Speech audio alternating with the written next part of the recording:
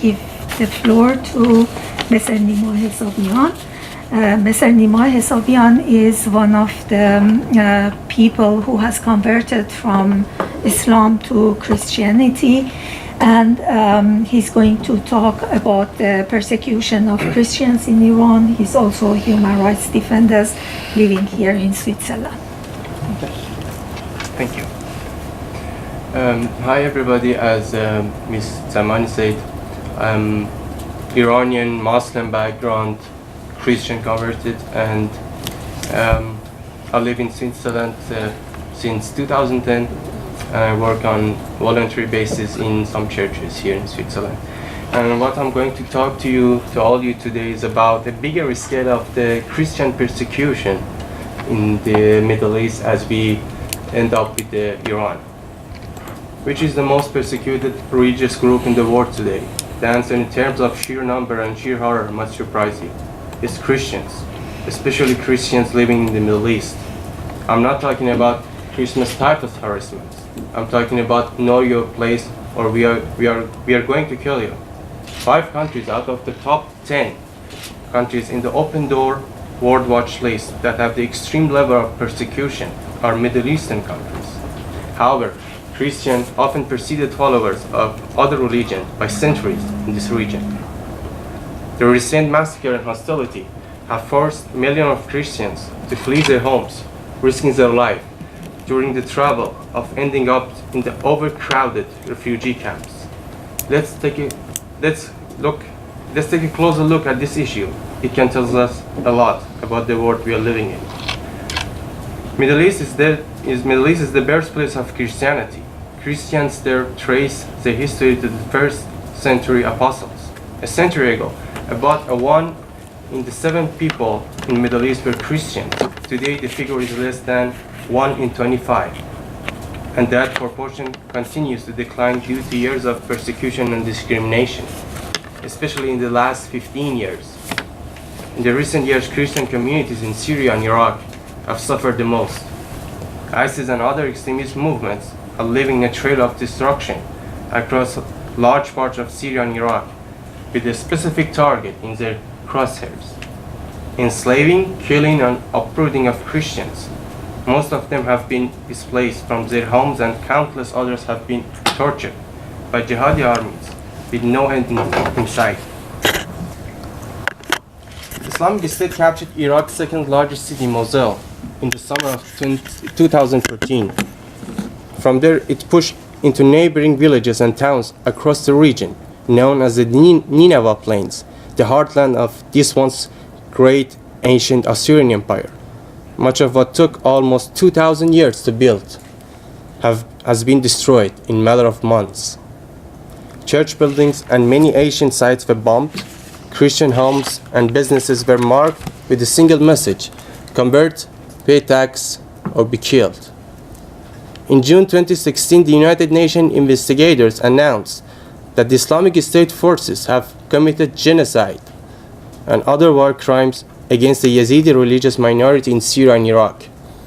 The UN report said ISIS has tried to erase the Yazidis' identity by forcing men to choose between either conversion to Islam or death, raping girls as young as 9 years old, selling women to slave markets, and drafting boys to fight. Although in some other Middle Eastern countries no civil war is going on or any terrorist group are active, Christians, especially those with Muslim background, are facing the most severe abuse from hardline Islamic regimes. Take for instance Iran, my homeland.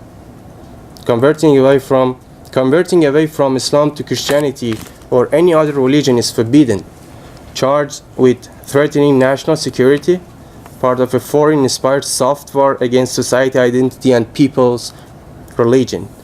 In many cases, conversion is considered apostasy, and under the Islamic law, an apostate's life can be taken because his or her life is no longer of value.